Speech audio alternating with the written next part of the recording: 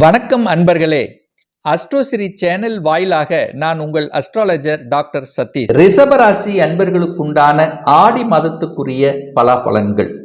இந்த ரிஷபராசி அன்பர்களுடைய ராசிநாதன் என்று சொல்லக்கூடிய சுக்கிர பகவான் இந்த மாதத்தில், அதாவது ஆடி மாதத்தில் 3ஆம் இடத்துல போய் உட்கார்ந்திருக்கார். அப்போ சுக்கிரனுக்கு 3ஆம் இடம் என்பது ஒரு மறைவு ஸ்தானம் தான். அங்கே கடகமனையில் சுக்கிரன் பகை பெற்று இருக்கக்கூடிய இந்த மாதம் கொஞ்சம் எரிச்சல் ஊட்டக்கூடிய தன்மையை உங்க மனதுக்கு ஏற்படுத்தும். ஆனாலும் உங்க ராசியிலேயே குரு பகவானும் செவ்வாயும் இணைவு பெற்று குருமங்கள யோகத்துடன் இருக்கக்கூடிய ஒரு நல்ல மாதம் தான். அப்போ சில மங்களகரமான விஷயங்கள் உங்களுக்கு நடக்கக்கூடிய தன்மையை ஏற்படுத்தும். அது எப்போ? திடீர் அதிர்ஷ்டத்தின் வாயிலாக. ஆனாலும் அந்த குரு என்பது உங்க ராசிக்கு 8க்குரியவனாகவும் இருக்கார், அது 11க்குரியவனாகவும் இருக்கார். அப்போ அதே சமயத்தில் செவ்வாய் என்பது 7க்குரியவனாகவும் 12க்குரியவனாக இருக்கார். அப்போ என்னதான் இருந்தாலும் 8ஆம் அதிபதியும் 12ஆம் அதிபதியும் இணைவு பெற்று உங்க ராசியில இருக்கிறதுனால சில எதிர்மறை எண்ணங்கள், நெகட்டிவ் தாட்ஸ்ங்கிறது வந்து விலகக்கூடிய தன்மை. அப்போ எந்த ஒரு புதிய முயற்சி எடுத்தாலும் ஒரு தடவைக்கு 2 தடவை யோசித்து செயல்படுவது சிறப்பு அப்படிங்கிறதையும், நீங்கள் யாரையும் எதையும் நம்பக்கூடாது இந்த காலகட்டம் என்பதையும் ஞாபகத்தில் வைத்துக் கொள்ளுங்கள். ஆனால் திடீர் அதிர்ஷ்டம், குரு மங்களகரமான விஷயங்கள் உங்களுக்கும் உங்க குடும்பத்துக்கும் நடக்கக்கூடிய அத்தனை வாய்ப்புகளும் இந்த காலகட்டம் இருக்கு. குரு உங்க ராசியில் இருக்கிறதுனால கடவுள் அப்போ உங்களோடவே இருக்க போறார். அப்போ பெரிய தீமைகள் ஒன்றையும் ஏற்படுத்த போவது இல்லை. சரி, 2ஆம் அதிபதியாக இருக்கக்கூடிய புதன் பகவான் தனக்கு 3ஆம் இடம் என்று சொல்லக்கூடிய 4ஆம் இடமான சுகஸ்தானத்தில் இருப்பது நன்மையை பயக்கக்கூடிய தன்மை. அப்போ புதனுக்கு உகந்த வீடு அதிநட்பு வீடுங்கிறது அந்த சிம்ம மனை. ஸோ அந்த வீட்டில் இருக்கும் போது புதன் உங்களுக்கு நன்மையை செய்யக்கூடியதை காத்துட்டு இருக்கார். அப்போ தனவரவு என்பது இருக்கும், பொருளாதாரத்தில் ஏற்ற இருக்கக்கூடிய அமைப்பு, குடும்பத்தில் சுப காரியங்கள் செய்யக்கூடிய தன்மை, குடும்பத்துக்கு தேவையான பொருள்களை வாங்கி மகிழக்கூடிய தன்மை, குடும்பத்தில் ஒரு உறுப்பினரை இணைத்துக் கொள்ளக்கூடிய நிகழ்வுகள், உங்களுடைய வாக்கு பலிதமாக கூடிய தன்மை. அப்ப புதன் சூப்பரா இருக்கிறதுனால என்ன? புத்திசாலித்தனம் மெருகேடும், அழகாக அற்புதமாக பேசக்கூடிய தன்மை, இரட்டை தன்மைங்கிறது இருக்கும். இரட்டை தன்மைங்கிறது என்ன? எதை எங்கே எப்படி பேசணும் அப்படிங்கிற அந்த ஞானம், அறிவுங்கிறது அதிகமாக புலப்படுத்தும். அப்போ எந்த ஒரு டீலாக இருந்தாலும், எந்த இடத்தில் பேசினாலும் அது கச்சிதமாக, வளைவு நெளிவு சுழிவாக, இடத்துக்கு தகுந்த மாதிரி பேசி செயல்படுத்தி அது வெற்றி காணக்கூடிய ஒரு அற்புதமான ஒரு காலகட்டம் தான் இந்த ரிஷபராசி அன்பர்களுக்கு. 3ஆம் இடத்துல சூரிய பகவான் உட்கார்ந்திருக்கார், சுக்கிரனோடு சேர்ந்து இருக்கின்ற இந்த காலகட்டம் உங்களுடைய அந்த சுக்கிரன் அங்க இருக்கிறதுனால, உங்க ராசிநாதன் அங்க இருக்கிறதுனால என்ன, கொஞ்சம் நண்பர்கள் சார்ந்த விஷயத்துல கொஞ்சம் கவனம், எச்சரிக்கையோட இருக்கணும். பத்திர பதிவு சம்பந்தப்பட்ட விஷயத்துல கொஞ்சம் கவனமாக இருக்கணும் அப்படிங்கிற ஞாபகம் வச்சுக்கோங்க. கொஞ்சம் டிராவல் இருக்கும், கொஞ்சம் அலைச்சல் திருச்சல் இருக்கக்கூடிய தன்மையை ஏற்படுத்தும். விற்காத பொருள்கள் விற்பனையாகும். ஏன்னா 4க்குரியவன் தனக்கு 3ஆம் இடத்தில் இருக்கார் அல்லவா. அப்போ வீடு ஒரு விற்பனை ஆகணும் அப்படின்னு எதிர்பார்த்து காத்து கொண்டு இருப்பவர்களுக்கு இந்த மாதம் விற்பனையாகக்கூடிய தன்மையை ஏற்படுத்திவிடும். அதாவது விற்பதற்கு ஒரு உகந்த மாதம் அப்படின்னு எடுத்துக்கலாம். நிலம் அல்லது வீடு, மனை, இடம், இந்த மாதிரி விற்பனை செய்வதற்கும், ரியல் எஸ்டேட் சார்ந்த துறையில், அதாவது வீடு விற்பனை, ஸோ இந்த மாதிரி இருக்கிறவங்களுக்கு ஒரு நல்லது நடக்கக்கூடிய ஒரு நல்ல மாதமாக உங்களுக்கு அமையும் அப்படிங்கிறதுல எந்தவித மாற்று கருத்தும் கிடையாது. அதே சமயத்தில் 4ஆம் இடத்தை சனி பார்த்து உங்களுக்கு கெடுத்து கொண்டிருந்தார் அல்லவா, உங்க சுகஸ்தானத்தை கொஞ்சம் கெடுத்து கொண்டிருந்தார். தாயினுடைய உடல்நலத்திலும் சில தொந்தரவு இருந்தது. ஏன்னா சனி எங்க பார்க்கிறாரோ அந்த இடத்தை கெடுப்பார். அப்ப என்ன? சுகஸ்தானத்தை கெடுத்து கொண்டிருந்தது, தாயை கெடுத்து கொண்டிருந்தது, வீட்டில் இருக்க முடியாத சிச்சுவேஷன் இருந்தது. வீடு இருந்தாலும் ஒரு வாடகை வீட்டு, தொழில் விஷயமும் வேலை விஷயம் வெளியில் சென்று இருக்க வேண்டிய தன்மை இருந்தது.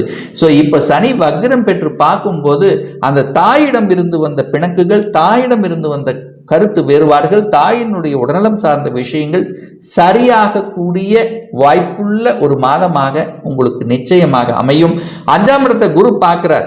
5ஆம் இடம் என்பது குழந்தை ஸ்தானம், குழந்தை பிறப்பு சம்பந்தப்பட்ட ஒரு இடம் அல்லவா. ஸோ அந்த இடத்தை குரு பார்க்கறதுனால குழந்தை பிறப்பு என்பது சாதகமான ஒன்று. ஏன்னா குரு பயிற்சிக்கு அப்புறமே குழந்தை பிறப்பு சாதகம் அப்படின்னு சொல்லிட்டே இருக்காங்க. ஆனால் இதுவரைக்கும் ஒரு பெரிய ஒரு நன்மை குரு கொடுக்கவே இல்லை அப்படின்னு நீங்க நினைச்சிட்டு இருப்பீங்க. கண்டிப்பாக சரியாகத்தான் கடந்த 2 வருடங்களாக நீங்க பாத்தீங்கன்னா சனியோட கனெக்டிவிட்டி, ராகுவோட தொடர்புகள், இப்ப போன மாதம் கூட அந்த குரு சனி அதாவது சூரியனோட இணைந்து அங்க வந்து அஸ்தனமாக இருந்தார். ஆனா இப்போ பாத்தீங்கன்னா குரு தனக்கு பிடித்த நண்பர் என்று சொல்லக்கூடிய செவ்வாயோட இணைந்து குருமங்கள யோகத்துடன் அமர்ந்து கொண்டு அந்த குரு அதீத பார்வை பலத்தால அந்த 5ஆம் இடத்தை பார்க்கறதுனால குழந்தை செல்வம் என்பது நிச்சயமாக உண்டு. குழந்தைக்காக ஏங்கி இருந்தவர்கள், குழந்தைக்காக எத்தனையோ பிரார்த்தனை இருந்தவர்கள், எத்தனையோ பரிகாரம் செய்தவர்களுக்கெல்லாம் நட்பலனை கொடுக்கக்கூடிய ஒரு நல்ல மாதம். குழந்தைகள் விட்டு பிரிந்தவர்கள், குழந்தையோட கருத்து வேறுபாடுகள் எல்லாம் ஒன்று சேர்வதற்கான வாய்ப்புகள், குழந்தைகளுடைய படிப்பு சார்ந்த விஷயங்கள் சிறப்பு, தான் என்ன படிக்கணும்னு ஆசைப்பட்டிருக்காங்களோ அந்த ஆசைகள் நிறைவேற்றி கொண்டு அந்த கல்லூரிக்கு சென்று சேர்வதற்கான அத்தனை வாய்ப்புகளும் இருக்கக்கூடிய ஒரு நல்ல மாதம். 6ஆம் அதிபதியாக இருக்கக்கூடிய அந்த சுக்கிரன் பார்த்தீங்கன்னா தனக்கு 10ஆம் இடத்துல போய் அமர்ந்திருக்கார். சோ 6ஆம் இடத்தை எந்த கிரகங்களும் பார்க்கிறது இல்லை. அப்போ வேலையில ஒரு பெரிய ஒரு இடர்பாடு ஒன்று ஏற்படுத்த போவதில்லை. ஏன்னா 6க்குரியவனான சுக்கிரன் பகை ஸ்தானத்துல, பகை அப்படிங்கிற அந்த இடத்துல இருக்கிறதுனால கொஞ்சம் எரிச்சல் ஊட்டக்கூடிய தன்மை இருக்கும். சக ஊழியர்களுடைய ஒத்துழைப்பு கொஞ்சம் குறைவாக இருந்தாலும் பெரிய பாதிப்பை ஒன்றும் உங்களுக்கு ஏற்படுத்த போவதில்லை. 7ஆம் இடத்தை, திருமண ஸ்தானத்தை குரு பார்க்கிறார். இது ஒரு அற்புதமான ஒரு நிகழ்வு. அது 7க்குரியவன் என்று சொல்லக்கூடிய செவ்வாயும் அந்த திருமண ஸ்தானத்தை பார்க்கிறார்.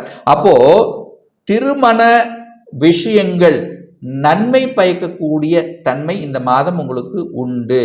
ஒரு சிலருக்கு நிச்சயதார்த்தம் நடக்கக்கூடிய தன்மை, ஒரு சிலருக்கு இவனாருக்கு இவர்தான் என்று அறிமுகப்படுத்தக்கூடிய நிகழ்வுகள் நடக்கக்கூடிய தன்மை. ஏன் இதை ஸ்ட்ராங்கா சொல்றேன்னா, 7க்குரியவனான செவ்வாய் பகவான் 7ஆம் இடத்தை பார்க்கிறார். இது வலுவாகிறது. அப்போ குருவும் பார்த்து புனிதப்படுத்துகிறார். அப்போ இதுவரைக்கு தடையாக இருந்தது, பிரச்சனையாக இருந்தது அத்தனையும் இந்த கோச்சார ரீதியாக இப்ப சாதகமான தன்மை இருக்கு. உங்களுக்கு ஒரு நல்ல தசாபுத்தி உங்களுக்கு நடக்குமேயானால் திருமணத்துக்கு எந்த தடையும் இருக்க போவது இல்லை இந்த ரிஷபராசி அன்பர்களுக்கு. சரி, அதே சமயத்தில் 8க்குரியவன் 8ஆதிபதி வலிவேதனையை சொல்லக்கூடியவர் தான் அந்த குரு பகவான். அவர் தனக்கு 6ஆம் இடத்துல, அதாவது 8க்குரியவன் தனக்கு 6ல போய் மறைஞ்சிருக்கார் அல்லவா? அப்ப என்ன அர்த்தம்? வலிவேதனை இல்லாமல் இருக்க போகிறதுன்னு அர்த்தம். ஒரு வழக்கு, ஒரு வலி, வேதனை, துக்கம், துயரம், அசிங்கம், விபத்து, இந்த மாதிரியான நிகழ்வுகள் இருந்தவர்கள் எல்லாம் அதிலிருந்து சுத்தமாக விடுதலை அடை போகிறீர்கள். வழக்கு நீண்ட நாட்களாக இருந்து கொண்டிருந்த அந்த வழக்கு இப்போ அது ஒரு சொல்யூஷனை கொடுக்கக்கூடிய தன்மை இந்த மாதம் ஏற்படுத்தும். 9ஆம் இடத்தை குரு பார்க்கிறார். பாக்கியம் கொடுப்பதற்கு ரெடியாக இருக்கிறது. தந்தையின் மூலமாக நற்பலன்கள் நடப்பதற்கான வாய்ப்புகள், தந்தையினுடைய சொத்து பிரச்சனை, அதாவது சொத்து பிரச்சனை, பாக பிரச்சனை, இந்த மாதிரியான பிரச்சனையோடு இருந்தீங்கல்லவா, அதற்கு சொல்யூஷன் கிடைக்கிறது. ஏன்னா பாக்யஸ்தானத்தை, அந்த 9ஆம் இடத்தை, உங்களுடைய பூர்வீக ஸ்தானத்தை குரு பார்த்து புனிதப்படுத்துகிறார். சரி, செவ்வாய் இது நாள் வரைக்கும் கடந்த ஒரு 6 மாதம் பார்த்தீங்கன்னா சனியோட ராகுவோட சனி பார்வை இருந்து ஒரு மாதிரி எரிச்சல் ஊட்டக்கூடிய நிலைமையில் இருந்தது அல்லவா? இப்போ செவ்வாய் குருவோட சேர்ந்து புனிதப்படுத்துகிறார். அப்போ நிலம் சம்பந்தப்பட்ட விஷயத்தில் இருந்து வந்த அத்தனை விதமான இடர்பாடுகளை நீக்கக்கூடிய ஒரு நல்ல மாதமாக உங்களுக்கு நிச்சயமாக அமையும் இந்த மேசராசி அன்பர்களுக்கு. சரி, 10ஆம் இடத்தில் சனி இருந்தார். 10க்குரியவன் 10ஆம் இடத்திலே வலிமையா இருந்தார். அப்ப தொழில் நல்ல முன்னேற்றத்தை கொடுத்திருக்கணும் அல்லவா? இப்ப இதுவரைக்கும் கொடுக்கலையே இந்த மேசராசி என்பவர்களுக்கு. ஏன்னா சனி அங்க இருக்கும்போது அந்த இடத்தை கெடுப்பாருங்கிறது தான் அமைப்பு. ஆனால் இந்த மாதம் சனி வக்ரம் அடைந்து விட்டார். வக்ரம் அப்படிங்கிறது என்ன? தன்னுடைய இயல்புக்கு மாறிய தன்மை. ஸோ இதுவரைக்கும் ஒரு வேலையில் நல்ல வேலை கொடுக்கல, வேலையில் அழுத்த பிரஷரோடு இருந்தது, வேலையில் எரிச்சல் விட்டக்கூடிய தன்மை இருந்தது, பாஸ் எங்களை எப்பவுமே திட்டிகிட்டே இருப்பார், பாஸ் எங்களை புரிந்து கொள்ள மாட்டேங்கிறாரு, நான் நல்ல வேலை செய்கிறேன், உழைப்புக்கேற்ற ஊதியம் கிடைக்கல. ஸோ இந்த மாதிரி ஒரு அழுத்தம் பிரஷரோடு இருக்கக்கூடிய மேசராசி என்பவர்களுக்கு இந்த மாதத்திலிருந்து அந்த பிரஷர் அத்தனையும் விலக இருக்கிறது. நல்ல வேலை கிடைக்காதவங்களுக்கு நல்ல வேலை கிடைக்க போகிறது. படித்த படிப்புக்குண்டான வேலை கிடைக்க போகிறது. வெளிநாட்டுக்கு செல்லக்கூடிய யோகங்களும் இந்த காலகட்டம் இருக்கிறது. ஒரு சிலர் சொந்த தொழிலை செய்யலாம் என்கின்ற உத்வேகம் உங்களுடைய மனசில் ஏற்படுத்தும்.